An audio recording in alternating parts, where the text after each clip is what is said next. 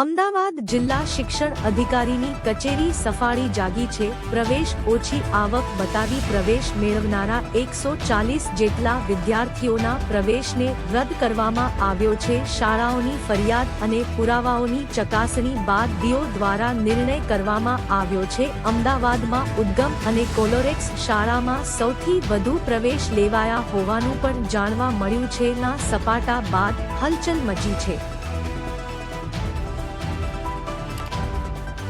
શાળાઓ દ્વારા એવી અહીંયા દરખાસ્ત રજૂ કરવામાં આવી રહી હતી કે જેમાં વિદ્યાર્થીઓના જે વાલીઓની આવક છે 1.5 લાખથી વધુ છે અને આરટીમાં પ્રવેશ મેળવ્યો છે, તો ખોટી રીતે પ્રવેશ મેળવ્યો છે તેના આધાર પુરાવા ઇન્કમટેક્સ રિટર્નના અહીંયા શાળાઓ દ્વારા રજૂ કરવામાં આવ્યા હતા, જેને ધ્યાને લઈ અમે તમામના હિયરિંગ રાખેલા અને હિયરિંગને અંતે આ જે વિદ્યાર્થીઓના વાલીઓ છે તેમની આવક એ ખરેખર 1.5 લાખથી ઉપર હતી, તેઓના આરટીમાં પ્રવેશ રદ કરવા માટે તાત્કાલિક કાર્યવાહી કરવામાં આવેલી છે।